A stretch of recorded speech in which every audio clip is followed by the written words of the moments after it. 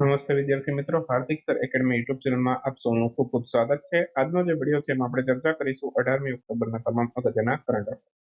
શરૂ કરીએ આજનો વિડીયો. શરૂ કરતા પહેલા આપણી એન્ડ્રોઇડ એપ્લિકેશન છે, તમે ડાઉનલોડ કરી શકો છો. એન્ડ્રોઇડ એપ્લિકેશનમાં તમે ઈ-બુક, પીડીએફ, ટેસ્ટ સિરીઝ, આ ઉપરાંત વર્તમાન પત્રિકા બધું ડાઉનલોડ કરી શકો છો. જેની લિંક તમને ડિસ્ક્રિપ્શનમાં મળી જશે. તો એપ્લિકેશનની લિંક ડિસ્ક્રિપ્શનમાં આપેલી છે. શરૂ કરીએ આજનો વિડીયો. સૌથી પહેલો ક્વેશ્ચન આજના વિડીયોમાં. હાલમાં જ ક્રિસ્ટોફર લક્સોન એ કયા દેશના નવા પ્રધાનમંત્રી બન્યા છે? તો ક્રિસ્ટોફર લક્સોન હાલમાં જ એ ન્યુઝીલેન્ડના નવા પ્રધાનમંત્રી બન્યા છે. તો ઓપ્શન એ આપણો આન્સર થશે. તો ક્રિસ્ટોફર લક્સન ન્યુઝીલેન્ડના નવા પ્રધાનમંત્રી બન્યા છે. એમની પાર્ટીનું નામ યાદ રાખી લેજો. નેશનલ પાર્ટી એમની પાર્ટીનું નામ છે. ન્યુઝીલેન્ડના તે 38મા પ્રધાનમંત્રી બન્યા છે.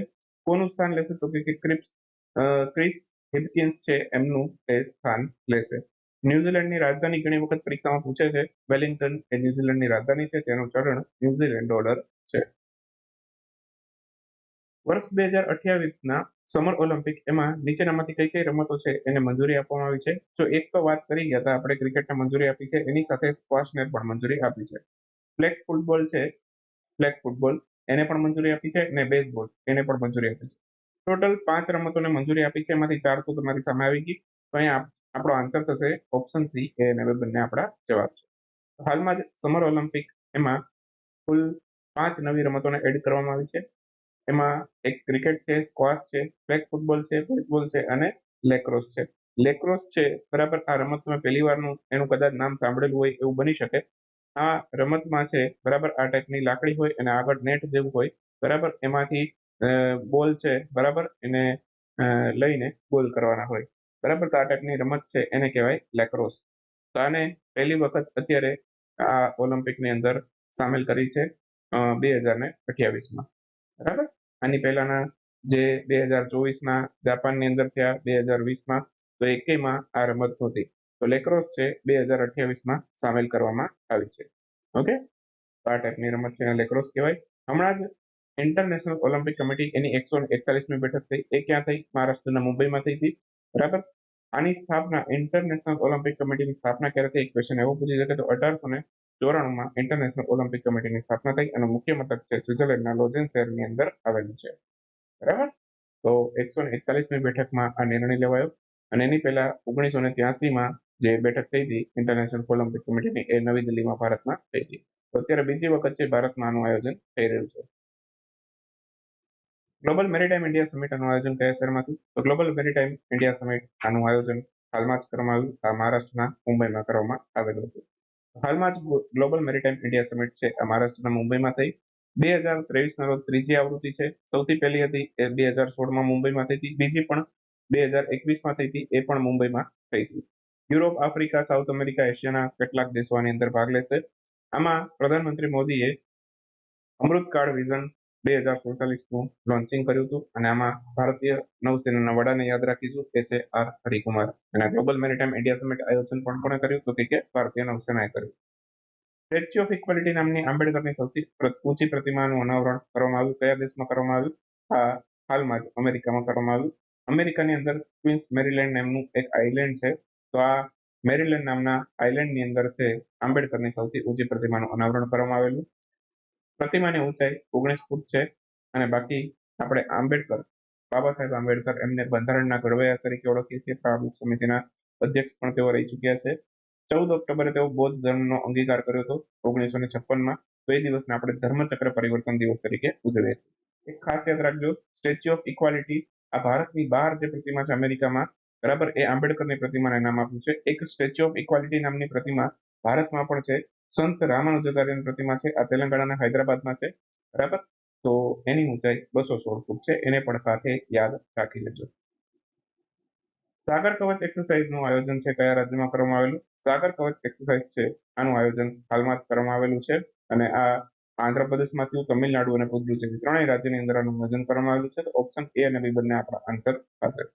સાગર કવચ એક્સરસાઇઝ છે, બરાબર, એ હાલમાં જ આનું આયોજન કર્યું. કોણે કર્યું? ભારતીય નૌસેનાએ કર્યું છે.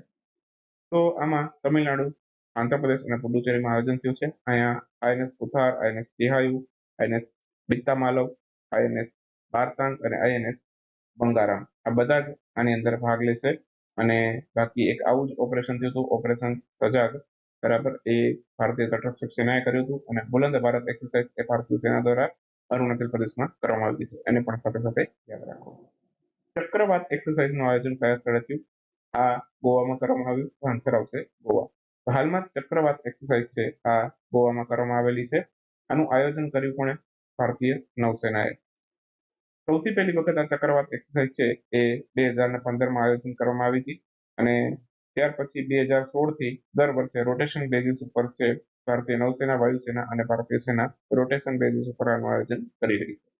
તો અત્યારે આનું આયોજન 2023માં ગોવા રાજ્યમાં કરવામાં આવ્યું છે. અને આયોજન કરનાર કોણ છે? ભારતીય નૌસેના, બરાબર.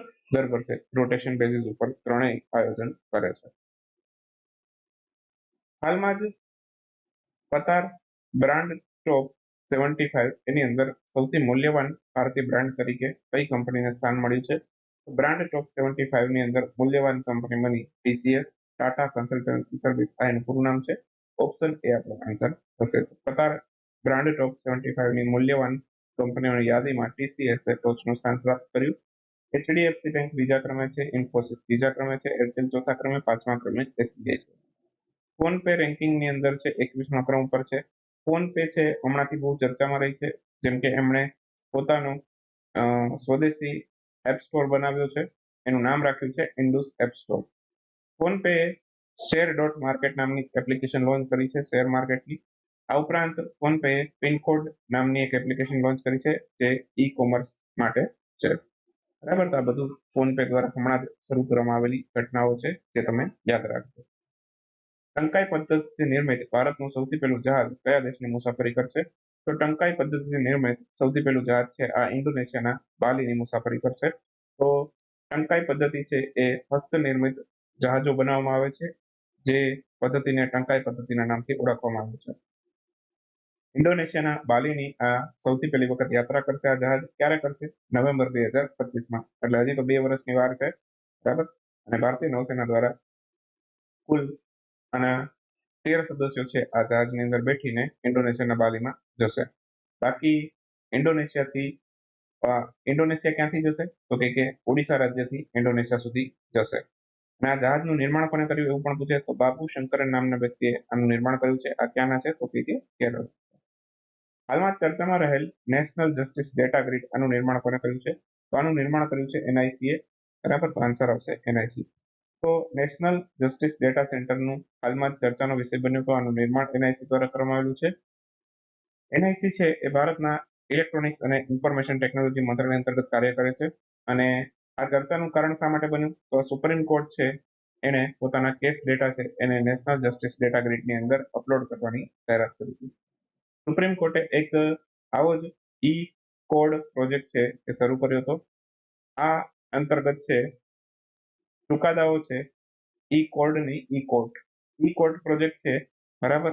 એના અંતર્ગત છે સુપ્રીમ કોર્ટ છે એ ચુકાદાઓ છે એને ડિજિટલ રૂપથી ઉપલબ્ધ કરાવશે. અત્યારે ભારતના જે ચીફ જસ્ટિસ છે એમનું નામ છે ડીવાય ચંદ્રચૂડ. એના પછી 51માં બનશે, એમનું નામ છે સંજીવ ખન્ના. સુપ્રીમ કોર્ટે એક સિંગાપોરની સુપ્રીમ કોર્ટ સાથે એમઓયુ પર હસ્તાક્ષર કર્યા હતા. આ ક્વેશ્ચન જીપીએસસીની પરીક્ષામાં પૂછાયેલો હતો, તો આ પણ યાદ રાખજો. થોડાક ક્વેશ્ચન જોઈ લઈએ. હાલમાં જ કરવામાં આવેલ જાહેરાત પ્રમાણે ભારતના સૌથી મોટા આંતરરાષ્ટ્રીય એરપોર્ટ તરીકે કયા એરપોર્ટને વિકસિત કરવામાં આવશે? તો જેવર ઇન્ટરનેશનલ એરપોર્ટ છે જે ઉત્તર પ્રદેશના નોઈડામાં આવેલું છે, એને ભારતના સૌથી મોટા આંતરરાષ્ટ્રીય એરપોર્ટ તરીકે વિકસિત કરવામાં આવશે. આ ઉપરાંત બીજો ક્વેશ્ચન છે, ભારતીય રેલવે એમના દ્વારા વંદે ભારત ટ્રેનના નિર્માણ માટે કયા દેશની કાઇનેટ રેલવે સોલ્યુશન સાથે કરાર કરવામાં આવે છે? તો વંદે ભારત ટ્રેનના નિર્માણ માટે આપણે કરાર કર્યા છે રશિયા સાથે. તો આન્સર આવશે રશિયાની કાઇનેટ રેલવે સોલ્યુશન સાથે આપણે કરાર કર્યા છે. એના પછીનો ક્વેશ્ચન છે, ઇન્ટેલ ઇન્ડિયાના નવા અધ્યક્ષ કોણ બન્યું છે? તો ગોકુલ સુબ્રમણ્યમના નવા અધ્યક્ષ બન્યા છે. રિવ્યુ ઓફ મેરીટાઈમ ટ્રાન્સપોર્ટ નામથી રિપોર્ટ કોણે જાહેર કર્યો છે? તો રિવ્યુ ઓફ મેરીટાઈમ ટ્રાન્સપોર્ટ નામથી રિપોર્ટ જાહેર કર્યો છે યુએન સેક્રેટરીએ. હાલમાં જ કયા મંત્રાલય દ્વારા 13 સપ્ટેમ્બરથી લઈ 2 ઓક્ટોબર સુધી આયુષ્માન ભવ અભિયાનની શરૂઆત કરવામાં આવી છે? ભારતનું સ્વાસ્થ્ય પરિવાર કલ્યાણ મંત્રાલય આની શરૂઆત કરી છે. ભારતનું કયું રાજ્ય અથવા તો કેન્દ્ર શાસિત પ્રદેશ એમણે ઇલેક્ટ્રિક વ્હીકલ નીતિ 2.0 એટલે કે એનું બીજું ચરણ શરૂ કર્યું છે? તો આ દિલ્હીએ શરૂ કર્યું છે. હાલમાં જ ચર્ચામાં રહેલ ઈસ્ટ મેરીટાઈમ કોરિડોર અથવા તો ઈસ્ટર્ન મેરીટાઈમ કોરિડોર, આ કયા દેશ વચ્ચેનો સમુદ્રી માર્ગ છે? તો ભારત અને રશિયા વચ્ચેનો સમુદ્રી માર્ગ છે. કુલ 32 દિવસની મુસાફરી કરવી પડે છે આપણે, જો આપણે નોર્ધન મેરીટાઈમ કોરિડોરનો યુઝ કરીએ રશિયા પહોંચવા માટે, બરાબર. આનાથી વિરુદ્ધ જો આપણે ઈસ્ટર્ન મેરીટાઈમ કોરિડોરનો ઉપયોગ કરીએ તો માત્ર 12 દિવસમાં આપણે રશિયા પહોંચી શકશું. હાલમાં જ કયા રાજ્યની સરકાર દ્વારા દીપડાની વધતી જતી વસ્તી અને એના લીધે દીપડાની નસબંધી કરવાનો નિર્ણય લીધો છે? તો મહારાષ્ટ્રની સરકારે આ નિર્ણય લીધો છે. 1920માં 58 લોકો છે એ દીપડાઓના કારણે મૃત્યુ પામ્યા હતા. તેના કારણે મહારાષ્ટ્રની સરકાર છે એણે આ નિર્ણય લીધો છે. હાલમાં જ કયો દેશ છે OIML નો 13મો સભ્ય દેશ બન્યો છે? તો ભારત છે OIML નો 13મો સભ્ય દેશ બનેલો છે. આનું મુખ્ય મથક ફ્રાન્સના પેરિસમાં છે અને આની સ્થાપના 1995માં થઈ હતી. આ સાથે 18મી ઓક્ટોબરના કરંટ અફેર સમાપ્ત કરીએ. મળીએ આવતીકાલે 19મી ઓક્ટોબરના કરંટ અફેરમાં. ત્યાં સુધી રજા લઈએ. આવજો, bye bye, good night. Thank you for